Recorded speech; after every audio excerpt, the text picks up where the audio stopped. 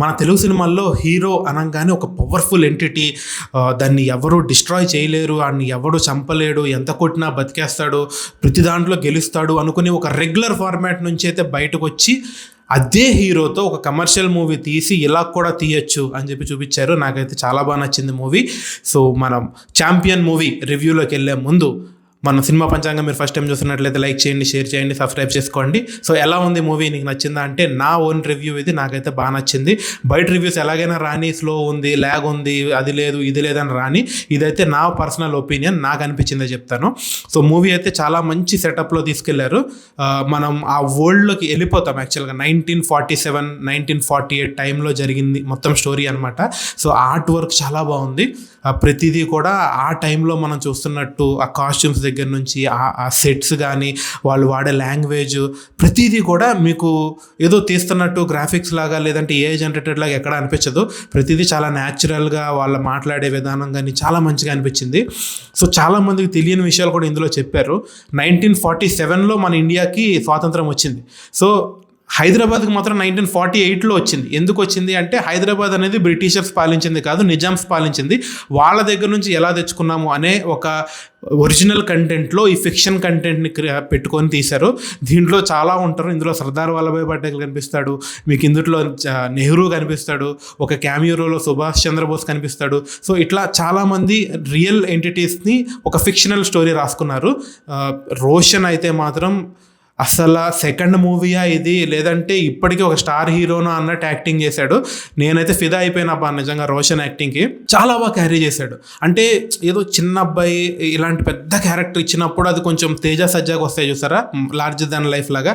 So అట్లా కొంచెం ఎబ్బెట్టుగా ఏమైనా అనిపిస్తుందా అని అనుకున్నాను, కానీ ఆ మనిషిని తగ్గట్టు ఆ క్యారెక్టర్ కూడా రాసుకున్నారు. చాలా మంచిగా అనిపించింది నాకైతే. ఈ మధ్యకాలంలో చాలా మూవీస్ ఉంటాయి కదా, నేను ఈ ఊరికి సేవియర్ని, ఈ ఊరికి వెళ్ళి ఆ ఊరిలో నేను ఉండి ఆ ప్రజలందరినీ కాపాడేస్తాను, ఇట్లాంటివి లేదు. అసలు సేవియర్ లాగా ఉండడు. ఆ క్యారెక్టర్ డిమాండ్ చేస్తుంది. సో అక్కడ కావాలని వెళ్ళి ఆ ఊరిని కాపాడేయాలి అది దాని అనుకోడు. ఆ క్యారెక్టర్తో పాటు వెళ్తూ ఉంటాడు. ఎక్కడో ఇండియాలో స్టార్ట్ అయ్యి ఇంగ్లాండ్కి వెళ్ళాల్సిన ఈ రోల్ ఏదైతే ఉంటుందో అది యూటర్న్ తీసుకుని అటు తిరిగి ఇటు తిరిగి ఆ ఊరు ఈ ఊరు అని చెప్పి తిరుగుకుంటూ వెళ్తూ ఉంటుంది. సో ఆ క్యారెక్టర్ని ఎక్కడా కూడా మనకి ఆర్టిఫిషియల్గా వెళ్ళనివ్వకుండా చాలా రా అండ్ రస్టిక్గా చూపించారు. హీరోయిన్ కూడా చాలా బాగా యాక్ట్ చేసింది, చాలా బాగుంది కూడా హీరోయిన్. ఈ 90s 40sలో ఆ గెటప్స్ కానీ అవి కానీ చాలా మంచిగా హ్యాండిల్ చేశారనిపించింది. వీళ్ళ బడ్జెట్ ఎంతో నాకు తెలియదు కానీ చాలా రిచ్గా కనిపించింది మూవీ చూసినంతసేపు. అండ్ బ్యాక్గ్రౌండ్ మ్యూజిక్ కూడా మిక్కీ జే మేయర్ గారు ఇచ్చిన బ్యాక్గ్రౌండ్ మ్యూజిక్ చాలా బాగుంది. అండ్ సాంగ్స్ అయితే అల్టిమేట్ అనిపించినాయి నాకు. స్క్రీన్ మీద గిరగిరా గింగిరా అనే సాంగ్ చూస్తుంటే మరి నేను రిపీటెడ్గా వినడం వల్ల లేదంటే ఆ సినిమాలోనే అంత ఇది ఉందో తెలియదు, కానీ ఈ మధ్యకాలంలో నాకు స్క్రీన్ మీద ఒక సాంగ్ చూసి ఇంత ఆనందం రాలేదు. నాకు చాలా బాగా అనిపించింది. నాకు ఆ సాంగ్ మంచి ప్లేస్మెంట్లో వచ్చింది. అండ్ ఆ సాంగ్ ఆగి రావడం ఇవి చాలా మంచిగా చేశారు. ఒక 3 లేయర్స్లో వెళ్తుంది మూవీ. ఇది ఒక ప్యాషన్కి, లవ్కి అండ్ ఒక వార్ ఈ మధ్యలో జరిగే ఒక స్టోరీ అనమాట. ఒక ఫుట్బాల్ ప్లేయర్ అవుదాం అనుకునే ఒక వ్యక్తి అనుకోకుండా ఒక ఊరు వెళ్ళి అక్కడ గొడవల్లో ఇరుక్కుపోతే, ఈ నిజామ్స్ గొడవల్లో ఇరుక్కుపోతే అసలు తను ఎలా ఊరిని కాపాడాడు, ఏం చేశాడు అనేది స్టోరీ. సో మీకు వినడానికి కొంచెం డిఫరెంట్గా అనిపించవచ్చు, బట్ చాలా మంచిగా హ్యాండిల్ చేసుకెళ్ళారు. స్టార్టింగ్ నుంచి కూడా ఒక ప్యాషనేట్ ఫుట్బాల్ ప్లేయర్ ఒక జోనర్లో వెళ్తుంది, తర్వాత అటు నుంచి ఒక లవ్ స్టోరీ జోనర్లోకి వెళ్తుంది, అటు నుంచి తర్వాత ఒక వార్ జోనర్లోకి వెళ్తుంది, అటు నుంచి అట్లా ఒక లేయర్ కింద ఉంది మూవీ.